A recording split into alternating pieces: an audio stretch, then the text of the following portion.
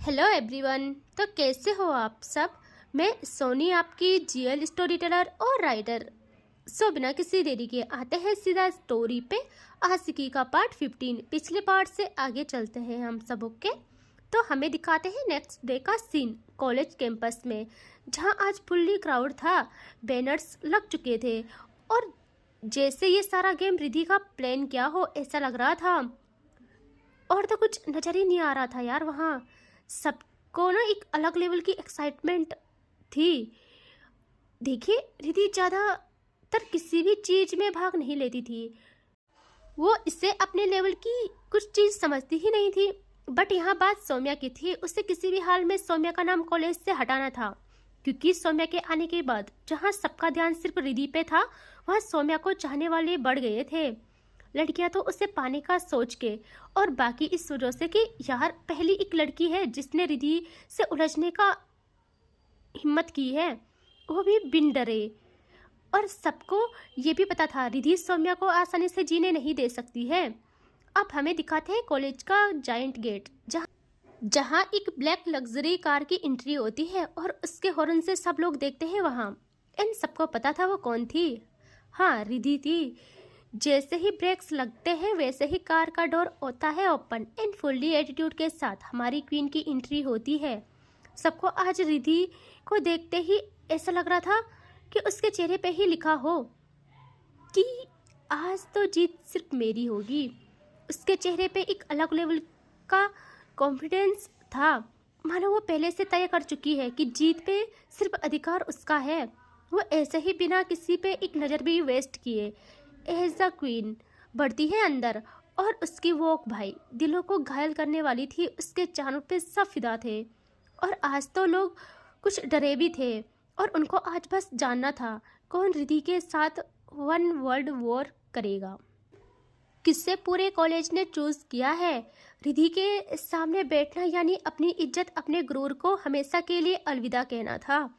रिधि के लफ्ज ही इंसान को आसमान से जमीन पर पटक देते थे। और रिधि बढ़ती है अंदर और कुछ टाइम के बाद वो आ जाती है हॉल में, जहाँ सारे लोग आ गए थे। होस्ट, जज, सारे staff, sir, ma'am, principal, trustee, everybody and सब अपने अपने जगहों पे बैठ गए थे। और जैसे रिधि की एंट्री होती है, होस्ट माइक पे कहता है, so this hall is not waiting for a winner, this hall was waiting for Ridhi. और उनकी आवाज़ पर सबकी नज़र जाती है रिधि पे और सब भाई अपनी आवाज़ की गूंज से जो वेलकम करते हैं रिधि का नेक्स्ट लेवल का। यार रिधि उससे कोई लोड ही नहीं थी। उससे ये सब ना, उसके लिए ये सब रोज का काम था यार। मानो उसके लिए ये सारा क्राउड बस सन्नाटा हो। वो सिर्फ वहाँ गुरूर तोड़ने के लिए आई थी सामने वाले का। बाकी उसे इन सब से कोई मतलब ही नहीं था। वो आज जाती है आगे एंड स्टेज का सीन ये था कि मिड में 2 चेयर्स लगी थी एंड होस्ट रिधि के आते ही उसके पास आते हैं और कहता है वो, Ridhi please allow me to escort you to the stage. And Ridhi बस एक नज़र डालती है स्टेज पे और उसके चेहरे पे एक घमंडी मुस्कान आ जाती है एंड अब बढ़ाती है वो कदम आगे एंड होस्ट के साथ आ जाती है चेयर तक। और भाई अब बैठती है वो चेयर में एंड नज़र सिर्फ आगे। यहाँ सब तैयार थे कि अब रिधि के सामने कौन बैठेगा। और अब होस्ट कहता है, सो स्टूडेंट्स, अब आ गए हैं वो पल जिसका सबको इंतज़ार था।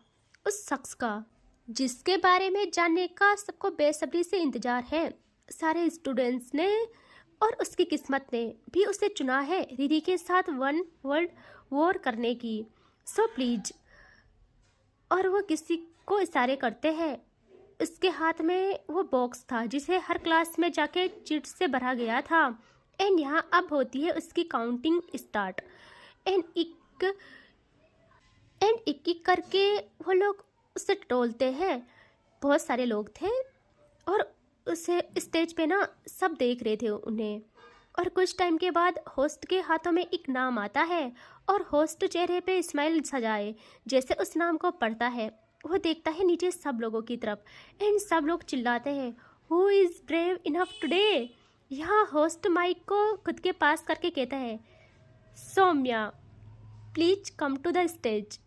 एंड यहाँ सौम्या के नाम पे सारा क्राउड शांत हो जाता है कि व्हाट, सौम्या, पूरे कॉलेज ने सौम्या को चूज किया है क्या? एंड रिधि जैसे सौम्या का नाम सुनती है उसके दिल में एक अजीब सी आग लग जाती है, जो आग उसने खुद लगाई थी। और अब हमें दिखाते हैं सौम्या को, जो कि भीड़ के बीच थी सिया के साथ। यहाँ जैसे सिया सौम्या का नाम सुनती है वो जल्दी से देखती है सौम्या को, और उसके चेहरे पे एक अलग चमक आ जाती है, जैसे वो इसी पल का बेसब्री से इंतजार कर रही हो। वो सौम्या का हाथ बहुत टाइट पकड़ती है और सौम्या देखती है उसे। और सौम्या को ये मालूम था कि ये कॉलेज एक चेस गेम है जहाँ क्वीन है रिधि, और वो चेस बोर्ड भी रिधि का है, और वहाँ का किंग से लेके हर प्यादा सिर्फ रिधि की चाल चलता है। और आज उस खेल में सौम्या को भी ला खड़ा किया था, बट सौम्या थोड़ी पीछे हटने वाली थी। वो देखती है सिया को और कहती है, सो मैडम जी, आपकी ख्वाहिश भी पूरी हो गई है ना? सिया कहती है, हो गई, अब जल्दी जाओ, ऑल द बेस्ट। हाँ, यहाँ सौम्या कहती है, ओके। एंड अब वो देखती है आगे स्टेज पे, एंड अपने कदम बढ़ाती है आगे। सारी भीड़ उसके लिए रास्ता खुद ब खुद बना रही थी। सौम्या भी बिल्कुल कॉन्फिडेंस के साथ आती है आगे स्टेज तक, और रिधि जिसकी नज़र सिर्फ टेबल पे थी, पैर क्रॉस किए हुए एंड एक हाथ थाई पे अपने, और एक टेबल में टेप टेप कर रहे होते हैं स्लोली स्लोली, मानो वो उस धुन में सबको अपने इशारों पे नचाना चाहती हो। जहाँ होस्ट सौम्या का भी वेलकम करता है, और सौम्या आते आते देखती है प्रोफेसर लोगों को। एंड मैम भी थी वहाँ, जो अपना हाथ अपने दिल पे रखे बस सौम्या को देखे जा रही थी। उन सबको पता था सौम्या हारने वाली नहीं है, बट बात यहाँ रिधि की थी, जिसे हार मंजूर नहीं, जिसे सिर्फ जीत चाहिए, सिर्फ जीत। यहाँ सौम्या भी अब आ जाती है रिधि के पास ठीक सामने, एंड बैठ जाती है चेयर में। और अब रिधि को जैसे फील होता है, वो एक नज़र उठा के देखती है सौम्या की तरफ अपने सामने, और रिधि को देखती है सौम्या भी। एंड अब होता है दोनों का आई कांटेक्ट, मानो इस वक्त मनोभूमि में खेला जा रहा हो खेल, इस तरीके से। और सौम्या ना एक बहुत प्यारी स्माइल करती है रिधि को, और तभी होस्ट का इशारा होता है हैंडशेक करने का, जो कि गेम स्टार्ट होने से पहले किया जाता है। यह रिधि तो कुछ नहीं करती, सौम्या बढ़ाती है अपना हाथ आगे, रिधि भी हाथ बढ़ाती है अब, लेकिन आंखों में शांत आग, और धीरे से बढ़ाती है वो। सिर्फ सौम्या के कानों तक पहुंचने वाली आवाज़ में कहती है, मेरे सामने बैठना सिर्फ कुर्सी का फैसला नहीं होता है सौम्या, यहाँ ख्वाहिश नहीं औकात बेटी होती है। जीत देखने का सपना रखना, पर मुझे हराने की ख्वाहिश मत पालना। एंड अब हाथ मिलते हैं दोनों के। भाई पूरा हॉल सन हो जाता है। वर्ल्ड वॉर शुरू नहीं होता, जंग का ऐलान हो जाता है, लाइक ऐसे। एंड अब होता है वन वर्ल्ड वॉर शुरू। 10 शब्द, ओनली 5 मिनट की भयंकर जंग थी ये। एंड अब कहता है होस्ट हैवी वॉइस में, ये सिर्फ कंपटीशन नहीं, ये वन वर्ल्ड वॉर है। आज के 10 शब्द हैं जो सिर्फ बोले नहीं जाएंगे, झेले जाएंगे। देखते हैं कौन कितना झेल सकता है। हॉल में कंप्लीट साइलेंस हो जाता है। सबको पता है आज जख्म लगेंगे, तालियों से नहीं शब्दों से। अब फर्स्ट शब्द आता है इनके पास, औकात। देख रहे हो, और भाई क्राउड शांत। रिधि ना इस शब्द पे स्माइल करती है और सौम्या को देख के कहती है, औकात, जो कुछ लोगों को भीड़ में रहकर भी ऊपर होने का भ्रम दे देती है। सौम्या का रिएक्शन शांत था, और जवाब में सौम्या कहती है, औकात वो नहीं जो दिखाई जाए, औकात वो होती है जो सामने वाले को बोलने से पहले चुप करवा दे। उसके शब्दों में वजन था। हॉल का टेम्परेचर थोड़ा बढ़ता है। एंड अब होता है सेकंड शब्द स्टार्ट, और सेकंड शब्द था पावर। सौम्या कहती है अब कि पावर वो होती है जो आवाज़ बुलंद कर दे, सेकंड के हिसाब से फैसले बदल ले, अच्छे अच्छों के। और रिधि को ये सब बकवास लगता है। वो कहती है पावर वो होती है सौम्या जिसमें आवाज़ उठाने की ज़रूरत ही ना पड़े।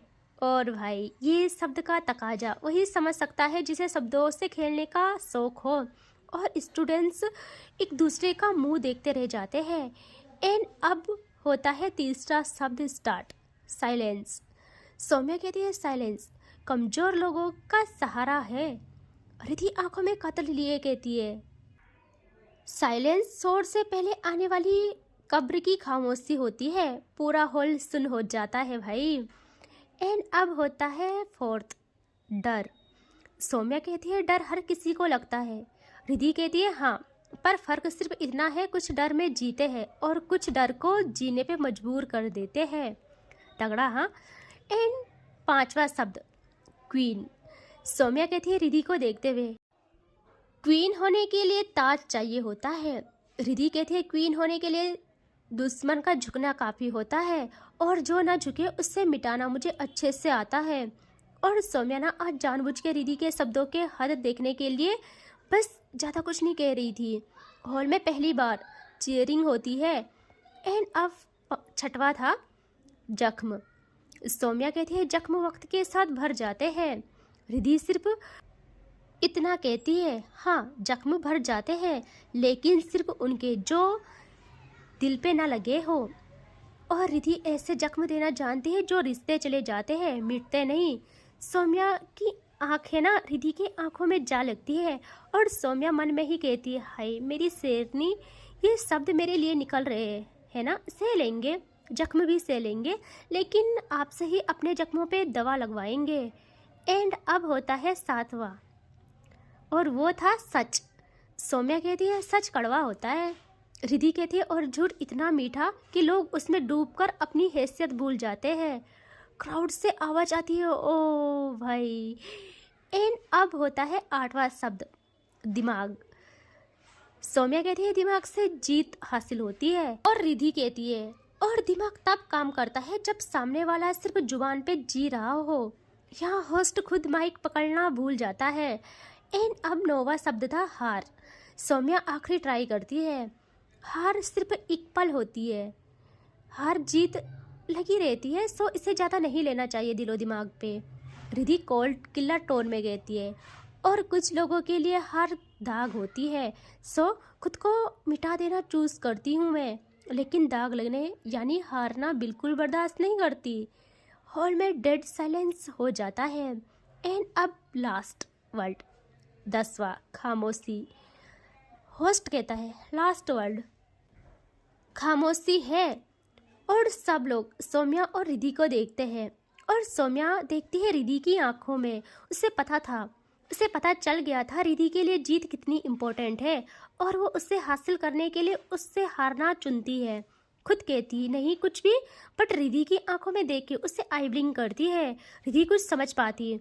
सौम्या कुछ बोलती नहीं है, माइक पकड़ के रुक जाती है और कुछ टाइम के बाद एल्जा हार मान के माइक ड्रॉप कर देती है। भाई सबसे ज़्यादा गुस्सा आता है सिया को ये देख के। उसे पता था ये जानबूझ के हो रहा है। रिधि खड़ी हो जाती है और सबकी नज़र रिधि पे और वो बिना माइक उठाए बस इतना कहती है जब बोलने के लिए कुछ बचा ही ना हो उसे खामोशी नहीं, उसे हार कहते हैं। और भाई पूरे हॉल में बस चिल्लाने की और तालियों की आवाज़ गूंज जाती है। एंड कुछ स्टूडेंट्स शौक में कुछ समझ ही नहीं पाते कि सौम्या ने जानबूझ के हार क्यों ली। हॉल रिधि के नाम से गूंजता है। होस्ट सिर्फ एक लाइन बोल पाता है, 1 वर्ल्ड वॉर, आज रिधि के नाम। एंड सौम्या बैठी रहती है, होठों पे स्माइल लाइक कि सही है यार, ये भी सह लेंगे। यहाँ रिधि बस ऐसे ही बिना किसी को देखे वहाँ से चली जाती है और सौम्या कुछ टाइम के बाद उठ जाती है और होस्ट को देखती है और होस्ट उसे देखता है। एंड सौम्या उससे हैंडशेक करके कहती है सो क्वीन को हार मंजूर नहीं और हमें क्वीन की हार मंजूर नहीं, और वो भी वहाँ से चली जाती है। यह सौम्या जैसे नीचे आती है वो ढूंढने लगती है सिया को और उसे सिया कहीं नहीं मिलती। वो कहती है अब ये कहाँ चली गई, और सौम्या सिया को ढूंढने के लिए ना पूरे कॉलेज छान मारती है। और कुछ टाइम के बाद वो ना अपनी क्लास में आती है और करती है डोर ओपन, और जैसे वो अंदर आती है देखती है सामने जहाँ सिया बैठी थी अपनी सीट पे और उसके साथ तनु। भाई देख रहे हो। इन जैसे डोर ओपन हुआ था तनु और सिया साथ में देखते हैं दरवाजे की तरफ। यह सौम्या की आंखों में अजीब आग थी। तनु को देख के उसे लगता था तनु सिया को बस परेशान करने के लिए यहाँ आई है, और वो भी रिधि के कहने पे, सौम्या की वजह से। बाकी उसे ऐसा कुछ भी नहीं था, वो बस नहीं चाहती थी कि सिया को उसकी वजह से कोई परेशान करे। यह सौम्या आती है इनके पास और वो तनु को इग्नोर कर देखती है सिया को और कहती है तुम यहाँ क्या कर रही हो, वहाँ से क्यों चली आई, ख़त्म तो होने देती गेम को। सिया कुछ जवाब ही नहीं देती और तनु जल्दी से खड़ी उठ जाती है और ठीक सौम्या के सामने आके कहती है, व्हाट? क्या क्या दिक्कत है तुम्हें? दिख नहीं रहा वो तुमसे बात नहीं करना चाहती है?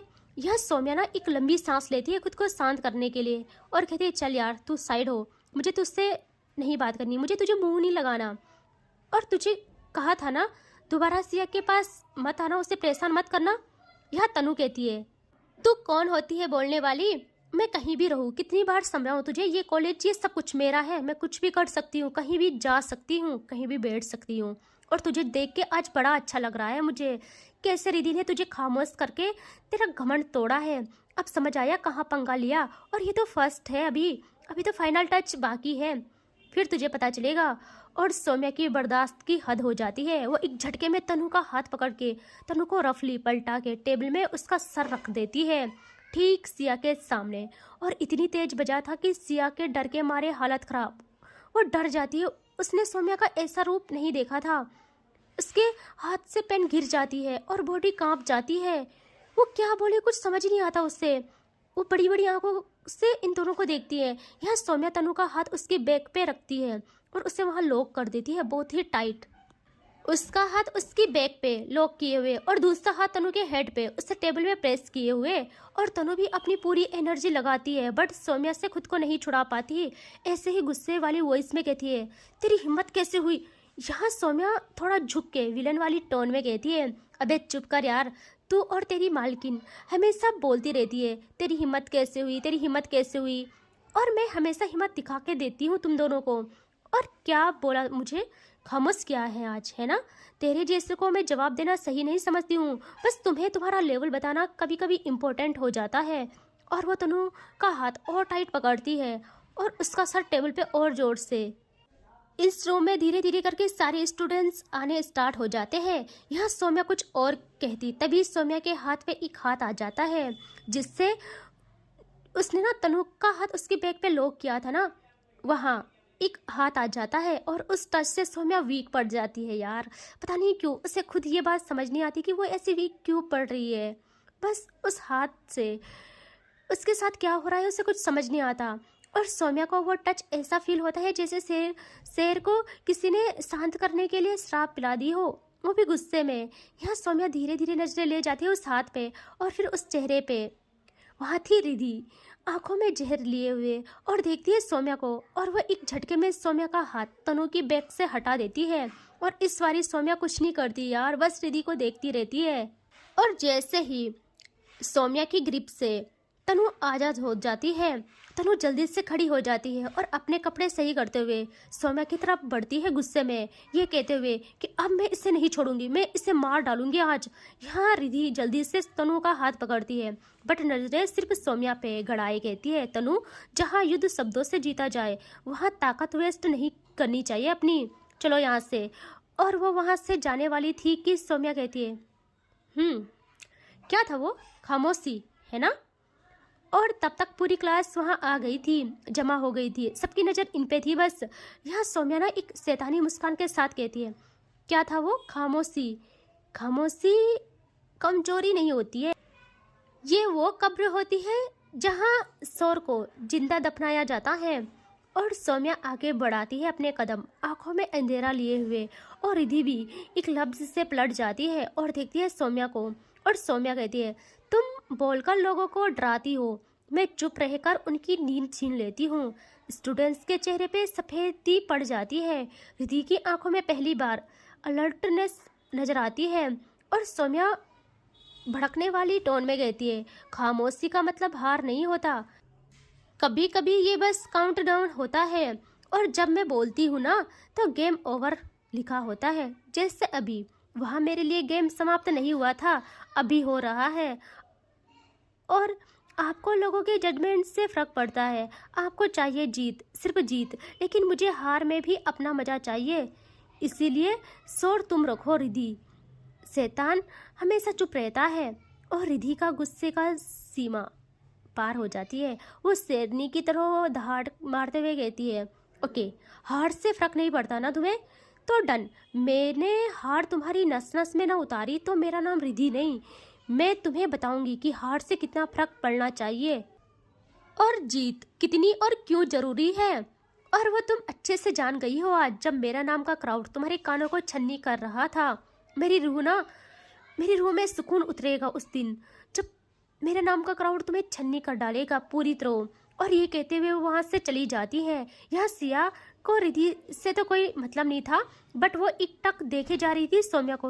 और सिया सौम्या से नाराज थी कि जानबूझ के हारना क्यों हुआ, जबकि सिया को सौम्या की जीत चाहिए थी, इसीलिए वो वहाँ से क्लास में आ गई थी। और तनु की नज़र पड़ती है कि सिया गुस्से में जा रही है, वो उसका पीछा करके क्लास में आ जाती है। सिया तो अपनी सीट में बैठी थी और तनु भी आके सिया के साथ बैठ जाती है। और सिया घबरा जाती है और कहती आप यहाँ क्यों। तनु कहती अरे तुम यहाँ क्यों, तुम्हारी दोस्त को हारता नहीं देख सकती हो क्या। यहाँ सिया कहती है देखिए मुझे उनके बारे में कुछ बात नहीं करनी है, मुझे कुछ बात नहीं करनी उनके बारे में, और उनसे भी नहीं करनी है। और वो ऐसा ही बोल रही थी कि तभी सौम्या वहाँ आ गई थी। और आगे क्या हुआ आपको पता है, सो इससे आगे देखेंगे नेक्स्ट पार्ट में। ठीक है, टेक केयर, बाय बाय।